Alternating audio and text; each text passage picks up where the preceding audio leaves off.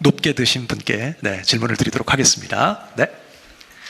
네, 대통령님 안녕하십니까? 저는 AI 데이터와 AI 신뢰성 전문 스타트업이자 이번 K-AI 기업으로도 선정된 셀렉스타의 대표 맡고 있는 김세엽이라고 합니다. 저는 오늘 등록 저작물 데이터의 AI 학습용 거래 시장이 형성이 미진한 문제에 대해서 좀 말씀드리고자 합니다. 대통령이 잘 아시다시피 AI는 데이터 싸움입니다. 특히 현재 필요한 데이터는 인터넷에서 구할 수 없는 고품질 고수준 데이터를 라이센스 이슈 없이 확보하는 것이 핵심이라고 보시면 될 것 같습니다. 즉 도서나 방송 영상 같이 등록 저작물 데이터가 이에 해당된다고 보시면 될 것 같은데요. 저희 회사는 저작권자로부터 데이터를 받아서 이를 AI 학습용으로 가공 정제해서 AI 기업에 공급하는 일을 하고 있습니다. 저희가 현재까지 수십억 원 규모의 데이터를 공급을 했는데요. 최근에는 수요와 공급 간의 간극이 커지면서 이 거래 자체가 불발되는 사례가 많아지고 있습니다. 첫 번째 사례는 개별 저작권자와 저작권 위탁관리 업체 간 기존 맺었던 계약이 AI 학습용 판매가 가능한지가 불명확하다 보니까 이 위탁업자가 이제 판매 자체를 거부하는 그런 사례가 있다고 보시면 될 것 같고요. 두 번째는 이 저작물로 학습된 AI 모델이 원 저작물을 변형한 2차 저작물인지 아닌지, 그리고 이에 따라서 이 AI 모델로 발생시킨 수익을 분배하는 것이 필수인지에 대한 의견 충돌이 있습니다. 특히 이거는 미래에 정해지지 않은 수익 모델에 대해서 이 AI 모델과 이 데이터가 이후에 어떻게 기여할지 정해지지 않았기 때문에 논의 자체가 불가능한 문제가 있다고 보시면 될 것 같습니다. 그 이외에도 어떤 이제 데이터 가격에 대한 문제, 혹은 어떤 이제 이용 범위에 대한 어떤 다양한 간극들이 있습니다. 그래서 저는 이 문제를 정부 차원의 거래 체계 구축으로 좀 해결할 것을 제안드리고자 합니다. 첫째, 우선 수요와 공급처 간에 이제 협의를 할 수 있는 협의체를 운영을 해서 큰 틀에서 거래 조건을 논의를 하고 간극을 조정하는 부분입니다. 그리고 이거를 받아서 이제 정부 차원의 AI 학습용 저작권 표준 계약서가 제시가 돼서 어떻게 보면 개별 저작권자와 저작권 위탁업자 간 이 계약 관계가 명확히 돼서 판매 가능한 데이터가 확대가 되고요. 그리고 시장에서 표준 거래 조건이 좀 자리 잡도록 유도한 부분이라고 보시면 될 것 같습니다. 그래서 교수님께서 말씀하신 이 골든타임 너무 AI 기업으로서 굉장히 공감 많이 하고 있습니다. 특히 기술 발전에 따라서 지금은 이 데이터가 필요하지만 내년에는 이 데이터가 필요가 없어질 수도 있습니다. 그렇기 때문에 이 AI 시장의 과실을 함께 나누기 위해서는 이 시장이 적기에 형성되는 게 굉장히 중요하다 보니까 대통령에게 많은 관심과 좀 지원 부탁드리고자 합니다. 감사합니다. 네. 지금 챗GPT나 뭐 이런 데는 이미 있는 데이터는 다 긁어다가 학습해서 다 머리에다 넣어 놓아버린 상태 아닌가요?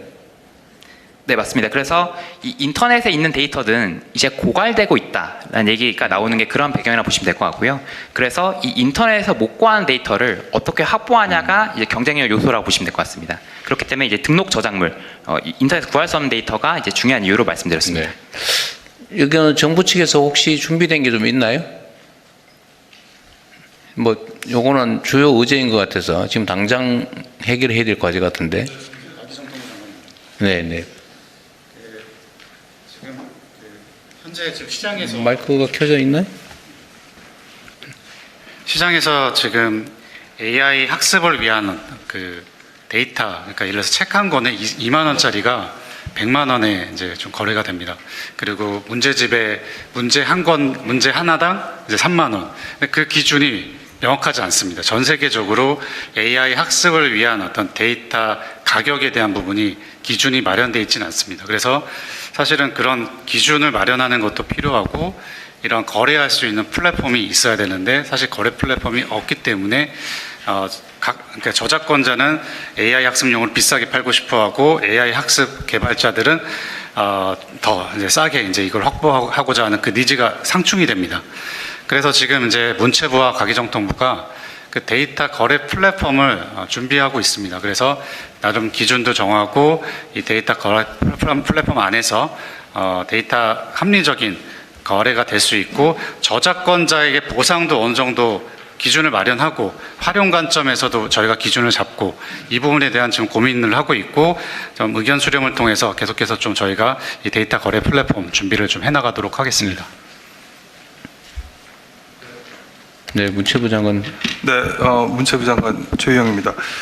사실 이게 전 세계적으로 지금 무지하게 곤혹스러운 상황은 맞습니다. 그래서 이제 법 체계도 좀 다르고요. 일단 저작권이 있는 부분들은 저작권자가 막연한 두려움을 갖고 있고 혹은 이게 얼마를 좀 불러야 되지에 대해서도 잘 인지가 안 되고 있는 부분이 있습니다. 그 부분에 대해서는 사실 몇 년 지나면 그 저작물이 필요가 없을 수도 있거든요. 그래서 그런 부분에 대해서 충분히 인지를 시키고 지금 어떻게 협력하면 본인에게도 유리하고 또 AI 산업이 빨리 발전할 수 있는데도 기여할 수 있는지를 좀 잘 중론을 모으는 게 일차적으로 필요하고요. 또 하나는 이제 저작권이 없는 쪽, 그러니까 공공에 막 노출되어 있는데 저작권이 누가 갖고 있는지 몰라서 지금 활용을 하지 못하는 부분들이 있습니다. 이게 결국은 미국은 이제 공정이용 제도라는 걸 두고 있고 우리도 저작권법상의 공정이용 제도를 두고 있습니다. 그래서 그냥 일단 쓰세요. 그 다음에 나중에 문제가 생기면 민사적으로 해결하세요라는 방식인데요. 이게 아까 말씀드렸듯이 이제 첨단 기술이 있는 곳에서는 가장 좋은 방식입니다. 그런데 우리나라한테 문제는 이 공정이용제도는 있지만 나머지 법 체계가 미국과 다릅니다.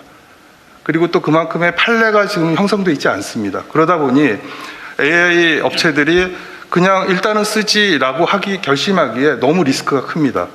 어떤 소송이 어떻게 들어올지 모르기 때문에 그래서 이제 지금 두려움을 느끼고 있는 거고요. 그래서 이제 일본과 EU가 하고 있는 TDM 면책 방식을 지금 원하고 있습니다. 그거는 뭐냐면 일단 면책을 해주는 거거든요. 근데 사실 이제 일본과 유럽에서 EU에서 쓰고 있는 이 TDM 면책 방식은 사실 생성형 AI가 나오기 이전에 만든 조항이라서요. 생성형 AI가 나온 이후에는 그쪽에서도 지금 논란이 많습니다. 그래서 우리가 이걸 또 도입하는 것도 사실상 또 이제 걱정이 많습니다. 창작자들 입장에서는 이거는 너무한 거 아니야? 어떻게 면책을 해주지? 뭐 이런 부분이 또 있고요. 그래서 이 부분을 법제도로 만드는 데는 약간의 시간이 필요할 수 있고요. 하지만 그거 논의하다가 시간 다 놓치면 골든타임 사라지는 거잖아요. 그래서 문체부에서는 어떻게 하려고 하냐면 일단 지금 우리가 공정이용 제도라는 것에 대해서 너무 벙벙하게 돼 있습니다. 규정이. 그걸 아주 세부적으로 AI 시대에 맞게끔 미국의 판례라든지 이런 것들을 다 갖고 와서 우리도 상세하게 이거를 규정을 해서 AI 업체들이 조금 더 자신감을 가지고 지금 공공에 있는 데이터들을 쓸 수 있게끔 일단 유도하려고 하고요. 그래도 헷갈린다, 그래도 불안하다 하면 문체부 안에 그런 24시간 문의를 할 수 있는 센터를 만들어서 일단은 같이 토론을 하고 방향을 잡으려고 합니다. 네. 이 가이드를 만드는 게 일단 올해 안에 만들려고 하고요. 그러면서 법제도를 빨리 만들어 보도록 하겠습니다. 그러니까 이게 지금 저작권법을 위반하면 사실 형사처벌하게 돼 있는 게 당장 제일 큰 문제일 것 같고, 차라리 뭐 돈으로 물어내는 거야 뭐 나중에 소송에서 결론 나면 해주면 되는데, 이제는 당장 형사처벌 문제나 이런 게 걸릴 수도 있을 것 같고, 입법화를 하면 하여튼 또 개인의 뭐 권리를 침해했느니 뭐 이러면서 막 싸우느라고 세월 다 가버릴 것 같은데. 좀 다른 분들 의견도 좀 더 들어보죠. 네, 덧붙일 건이 있으실까요? 예, 말씀해 주시기 바랍니다. 산업협회 송병선 회장입니다. 대통령님 반갑습니다.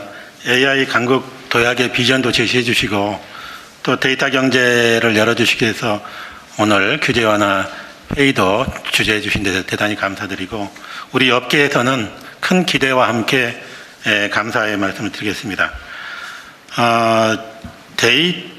LLM 모델이나 이런 데 대단히 많은 데이터가 필요한데 발제자께서 과도기적으로 TDM 면책 조항을 도입을 하고 그리고 장기적으로는 공정이용 일반 조항을 이렇게 적용한다 이렇게 말씀하셨는데 저는 과도기적인 것이 아니고 이 LLM을 위해서는 TDM 면책 조항이 반드시 도입돼서 운영이 돼야 된다 이렇게 생각을 합니다.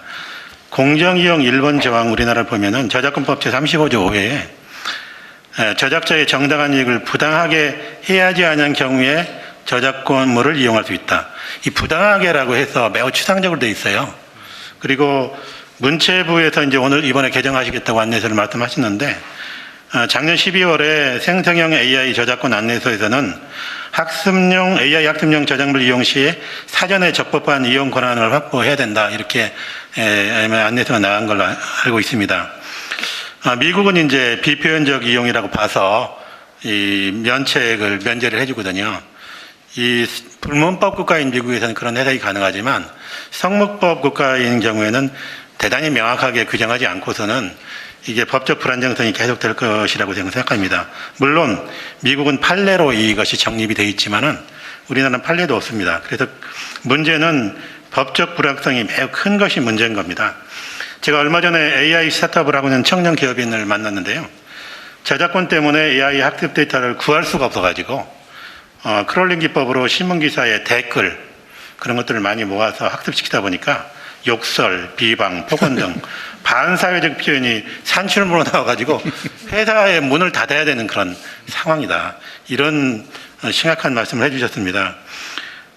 LLM 거대 언어 모델은 수백 개, 수억 개 이상의 파라미터를 학습해야 하기 때문에 방대한 데이터가 필요하고 크롤링 기법 같은 것들을 활용하는데 이 크롤링의 특성상 불특정하게 수집한 데이터 안에 저작물이 있는지 없는지를 확인이 잘 안 됩니다.